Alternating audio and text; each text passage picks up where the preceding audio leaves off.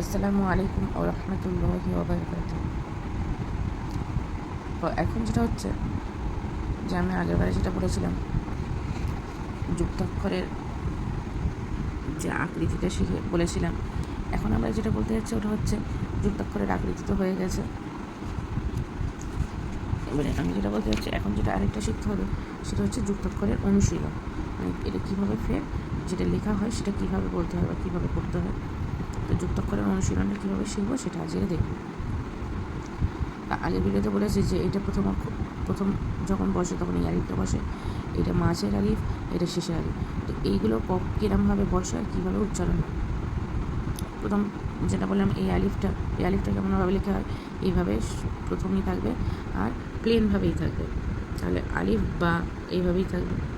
আবার এই শেষের আলিফটা আর মাঝের আলিফটা কীভাবে লেখা থাকে যেমন বা আলিফ, এটা হচ্ছে শেষের আলিফ, তখন এটা বায়ের সাথে না আলিফটা জুড়ে যাবে বা আলিফ।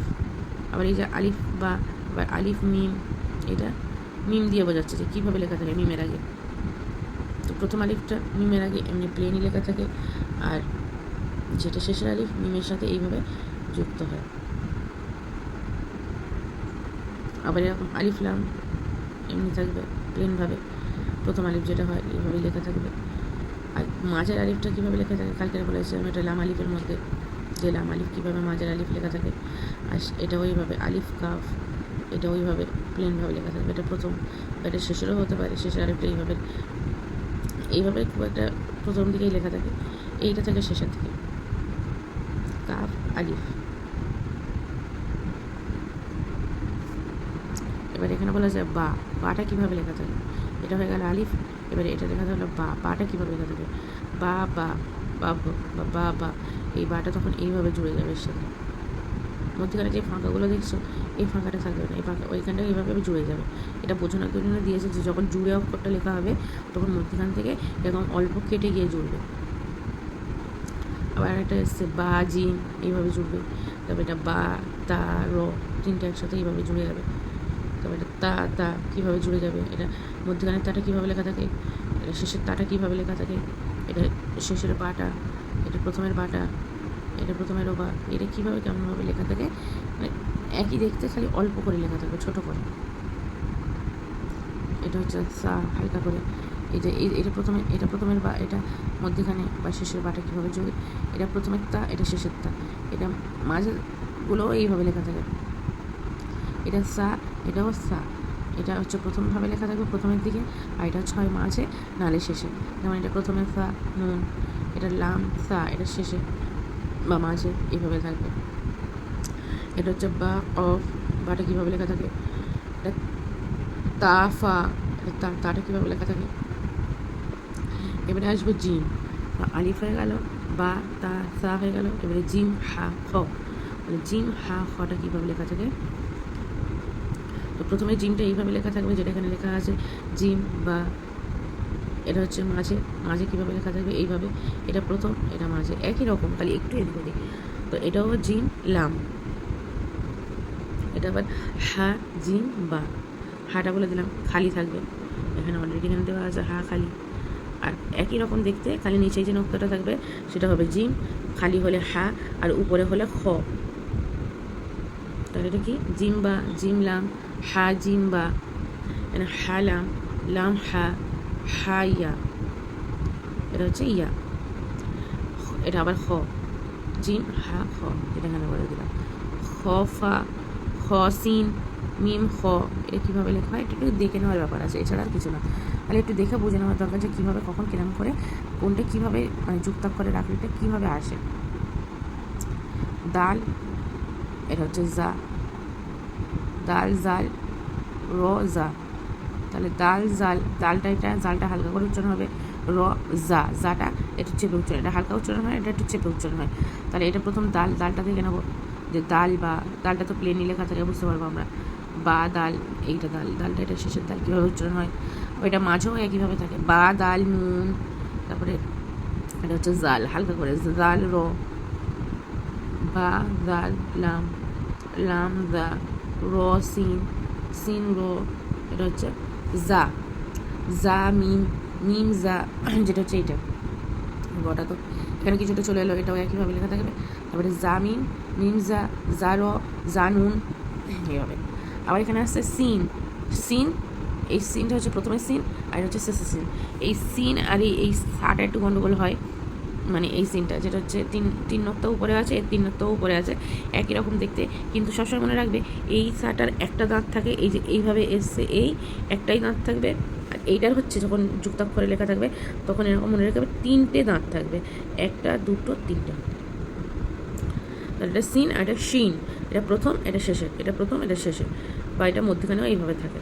তাহলে সিন জিম, এটা জিম বললাম, মধ্যখানে থাকলে এটা জিম। এটাও এরকম সিন 3টে দাঁত যুক্ত, 3টে দাঁত থাকবে, মানে ওটা আমরা একটা হচ্ছে সিটিয়ে বাজিয়ে সিন পড়তে হবে, একটা চেপে সিন পড়তে হবে, যেটা হচ্ছে বড় সিন, এটা ছোটো সিন বলে। তো এই সিন লাম মিম সিন দাল এই মধ্যখানে এইভাবে লেখা থাকবে, খালি বুঝতে হবে 3টে দাঁতের জন্য। এটা হচ্ছে সারো, এটা চেপে বলতে হবে, এটা ওরকম 3টে দাঁত যুক্ত, খালি 3টে দাঁতে নক্ত থাকবে। সারো, সাত প্রথমে থাকবে, এটা শেষে থাকবে। তসা, সদ বা, এটা হচ্ছে আরেকবার যেটা চলে আসছে সদের, এটা সদ, সদ জদ। সদটা প্রথমে কীভাবে লেখা থাকবে, সদ বা সদ, বা সদ লাম, জদ আলিফ, যেটা সে আমি বললাম শেষের আলিফ, আর এটা মধ্যখানে মাঝের এটা সদ, কীভাবে লেখা থাকে, এটা সদগুলো। এটা কাফ জদ, যে জদটা বললাম এখানে যে প্রথমে আর শেষে কীভাবে লেখা থাকে, এটা প্রথম মানে শেষের দিকে এইভাবে লেখা থাকলে পুরোপুরি লেখা থাকে, আর যদি প্রথমে লেখা হয় তাহলে এটা অল্প করে লেখা থাকে। এটা নুন বলে দিলাম, ওখানে নুন, এই যে নুনটা যখন প্রথমভাবে লেখা থাকে না অল্প করে কেটে যায়, নুন জদ রো। এবার আসছে ত জ, ত আর জ, ত বা তো লাম, হা তো। এটা যখন লেখা থাকবে তটা আমরা বুঝতেই পারবো, তটা পুরো ভাষায় পুরোভাবেই লেখা থাকে, জ পুরোভাবে লেখা থাকে। ওই ত জ, জ র, লাম জ কাফ, কাফ জ। তারপর হচ্ছে হ্যাঁ, এটা হচ্ছে আইন, যে আইনটা আমরা বড়োভাবে শিখেছি, যে এটা পুরোভাবে এসে এইভাবে গোল চলে আসে, সেটা আমি কালকেই বুঝিয়েছি যে এটা হাফ কেটে যায়। তাহলে এটা কি হচ্ছে আইন গইন, এই আইন এই দুটো, এটা প্রথমের আইন, এটা মাঝের আইন, এটা গইন, এটাও গইন। এটা প্রথমে আইন যেমনভাবে লেখা থাকবে, খালি উপরে একটা নক্তা থাকলে এটা গইন, আর এটা আইন, এটা ওই রকমই, উপরে যদি এরকম প্লেন থাকে এটা আইন আর এটা গইন। তাহলে এটা এটা কিন্তু অনেকটা হামজার মতো লাগে, কিন্তু এটা ভালো করে বুঝে নেওয়ার ব্যাপার থাকে। মানে আসছে আইন শিন, সিন আইন, এই আইনটা যখন এরকম লেখা থাকবে এটা পুরোভাবেই লেখা থাকে, প্রথম আইনটা পুরোভাবেই লেখা থাকে, আর যদিও বা এরকমভাবে থাকা তো এটা জুড়ে থাকে, তখন আমরা বুঝতে পারবো এটা আইন। আর যদি শুধু প্লেন থাকে তখন হামজা, এটা এখানে বোঝানোর জন্য মধ্যখানে ফাঁকা দিয়েছে, কিন্তু এটা ফাঁকা থাকে না, এটা জুড়ে থাকে। তা আইন শিন, শিন আইন, আইন দাল, ফা আইন লাম, এই মাঝের আইন যখন লেখা থাকবে তখন এইভাবে লেখা থাকবে। এটাই একটু গণ্ডগোল হয়, এইসব আইন গইন এগুলো ভালো করে একটুখানি বুঝে নিলেই হয়ে যাবে। এটা গইন লাম, লাম গইন, গইন মিম, মিম গইন। এবার হচ্ছে ফা, এটা প্রথম ফা, এটা মাঝের ফা, এটা শেষের ফা। এটা ফা তো, ফারো, সদ ফা, এটা হচ্ছে কফ, যখন উপরে একটা নক্তা থাকবে তখন এটা ফা, আর উপরে দুটো নক্তা থাকলে কফ, কফ ফা সি। এটা হচ্ছে কফ, প্রথমের কফ, মাঝের কফ, আর এটা শেষের কফ। কফ দাল, কফ তো, হা কফ আলিফ। এগুলো আস্তে আস্তে আমরা যখন আরও হেঁটে শিখবো তখন আমরা পুরো ভালোভাবে বুঝে যাবো। এখানে অতটা বুঝতে পারবো না, কিন্তু এখানে কেমনভাবে কী লেখা থাকে সেটা চিনে নিলেই হবে। তারপর এটা হচ্ছে কাফ, যে কাফটা আমরা এখানে একটা পড়েছি, যে এইভাবে কাফটাকে লেখা থাকে, এই হচ্ছে মেন কাফ। এই কাফটাকে যখন এইভাবে কেটে লেখা থাকবে তখন এইভাবে কাফটা লেখা থাকবে। আর এটা লাম, এটা কাফ, এটা লাম, কাফ জিম, জিম কাফ, এই বললাম এই কাফটা এইভাবে লেখা হবে, তখন এইভাবে লেখা হবে। লাম নুন, বা লাম দাল, হ লাম, লাম কাফ মিম, কাফ লাম, কাফ আলিফ। এবার আসছি মিমে, এখানে প্রথম মিম, এটা মাঝের মিম, এটা শেষের মিম। মাঝের মিমটা এমন ছোট্ট করে লেখা থাকে, মিম লাম, বা মিম, আইন মিম, বা মিম নুন, এটা 3টা একসাথে লেখা থাকবে জুড়ে, তখন এরকম ছোট্ট হয়ে যাবে, বা মিম নুন। আবার এখানে নুন চলে আসছে, মিম নুন, নুন ফা, মিম নুন বললাম না, উপরে যদি মানে এই একটা নক্তা থাকে সেটা হবে নুন, আর এই একটা নক্তা যদি নিচে চলে আসে এইভাবে তাহলে এটা হয়ে যাবে বা, কিন্তু এটা উপরে আসে, তাই মিম নুন হা, আর এটা হা হয়ে গেল। এটা কাফ নুন, আইন নুন, ওয়াও, এটা হা, এই যে হাটা এখানে ওখানে পড়লাম, এই হাটা এইভাবে এই লেখা থাকে। আল্লাহুতে লেখা থাকে দেখবে, আল্লাহ লাস্টে লামের সাথে এই হাটা থাকে এইভাবে হা। আর এটা এই মধ্যখান থেকে এরকম চশমার মতো একটু দেখতে লাগে, এই টাইপের এইগুলো থাকলেই হা, এটা এমনি প্লেন হা। তারপরে সিন ওয়াও, ওয়াও সিন, জাল ওয়াও, শিন ওয়াও, হালাম, বা হামিম, লাম হা, হা বা, শেষে চলে আসছে হামজা।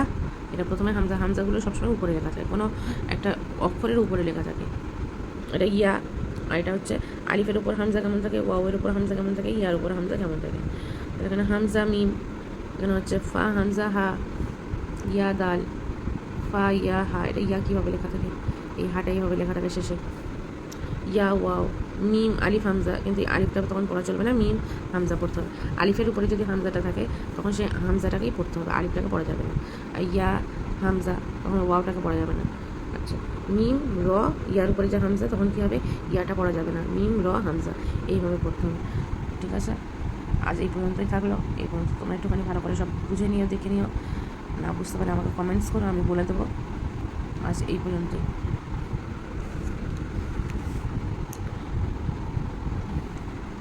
আসসালামু আলাইকুম ওয়া রাহমাতুল্লাহি ওয়া বারাকাতুহু।